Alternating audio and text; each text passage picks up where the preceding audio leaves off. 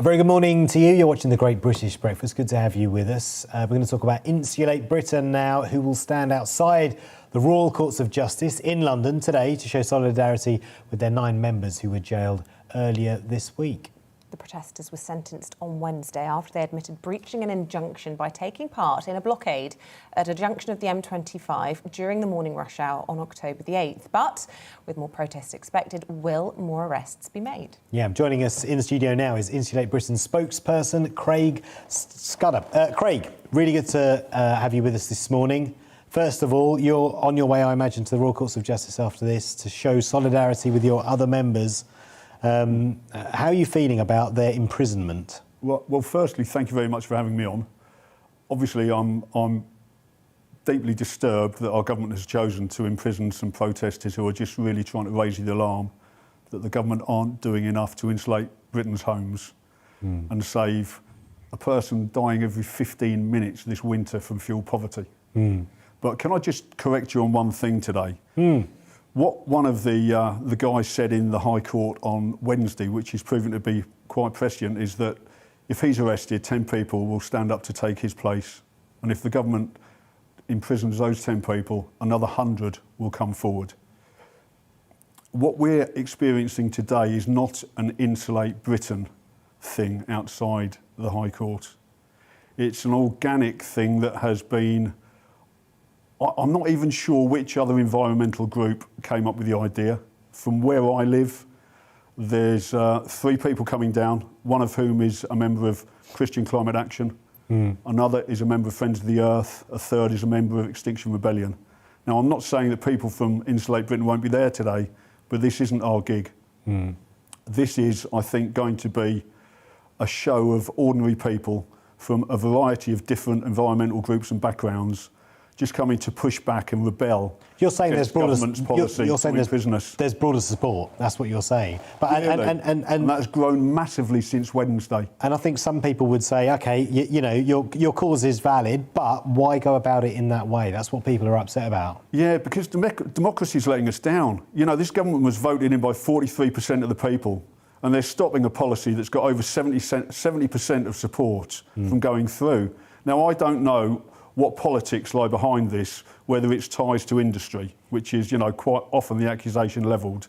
But if democracy fails, as it is doing in this case, then, you know, it's our right to rebel.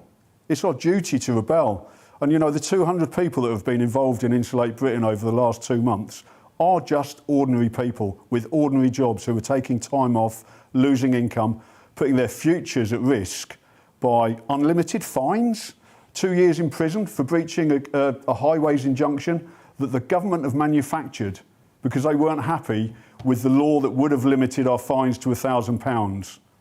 You know, why don't they just get on and do the job? It would save money in the long run. We are happy to sit down with Boris, with an economist who will explain to him how he can issue a 30-year bond, how it will pay for all 29 million homes to be insulated and put money into the exchequer. Yeah. Look, Craig, I have to pull you up on something because, you know, you say the government are putting people in jail. We live in a country where the legislature and the judiciary are separate entities. There's no suggestion that Boris Johnson sitting at number 10 Downing Street interfering in the judicial process, OK? They are breaking laws that are there in their own right, that have been through Parliament, that have been justifiably put there. And we live in a democratic society. And if we all start deciding that our particular cause that we care passionately about and we believe in justifies breaking the laws, then we are in an anarchy. And this is not what Great Britain is. Well, let me first say that we have broken a law, but it's been enacted specifically to deal with us. Normally, blocking a highway is something that's dealt with in the courts and the maximum penalty is a £1,000 fine. You say there's no government interference, but there was in this case.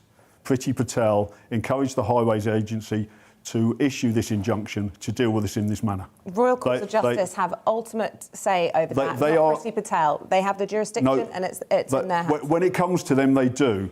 But the injunction was the idea of the government to deal with us specifically. And let me say, this isn't just an ordinary issue.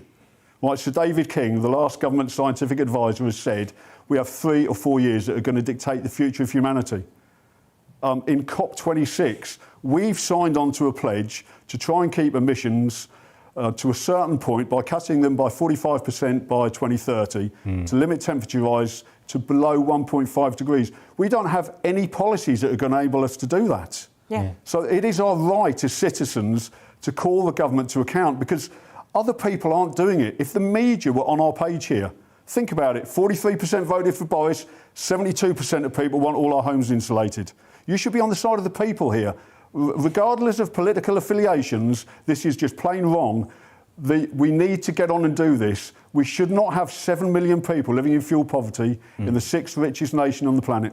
But we're not arguing with the cause, we're still arguing about the methodology. That's the point. And the government has a duty to keep the country running. And if you're lying in the road, the country can't run. If I had £1 for everyone who said to me, we're not arguing about the cause, just the methodology. Well, maybe Come on, you then. should change your methodology. Come on then, give me one. What should I do? We've been told to go outside Parliament. We've done that numerous times. We've been told to micro-target politicians and government departments. We've done that numerous times. It isn't newsworthy. We're trying to move public opinion here. The only way we can do that and the only way we can get the headlines is by being disruptive. We know it works. It's worked on various things across the centuries. You know, whether it's the suffrage movement here, the Gilets jaunes movement in France a few years ago, the civil rights movements in America. It works. The best thing we can do is all come together on that. We've had hundreds of people join us this week since Wednesday. If thousands more join, this will be over by Christmas. Boris could do a U-turn. I know he doesn't like doing U-turns, apart from the 18 he's already done in the last 2 years, but he could do one on this. We will explain the science to him. We will explain the economics to him. He understands the science. He doesn't know, because he isn't getting it. Craig, Our lives are in danger here. I don't want to spend my twilight years fighting over a loaf of bread in Sainsbury's. I hear what you're saying. We import our food. Guess what? Lots of people believe in a lot of things. I personally believe that COVID vaccinations save lives, and we're in the middle of a pandemic. But I'm not going to lie in the road and stop people visiting their loved ones as they're dying because people aren't doing what I want to do, which is for them to have a vaccine in their arm. We have a process, OK? We live in a civilised society and people have to follow the law of the land. OK, so the process has failed or we wouldn't be at this point. And, you know, we've been accused... Hold on a second, let me finish.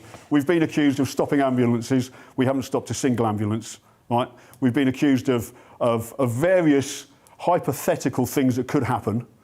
We're talking about facts versus fiction here. We've had pregnant let me finish, please. In traffic. Let me finish here. On a minute. There were 31 hours of traffic for the average person. There were hundreds of traffic jams, like the ones we create, every day around the UK. The fact is, somebody dies of winter fuel poverty every 15 minutes in this country, and it's a disgrace. No one's the other fact is that not one person has been killed, not one person has been injured from our actions. None. So hypothetically, could that happen? Yes. But we have to weigh that risk against the facts. The facts are this is the biggest threat humanity's ever faced. Yeah. The facts are 7 million people live in fuel poverty, which is a disgrace. And somebody dies every 15 minutes. 15 minutes from fuel poverty every winter. That is also a disgrace.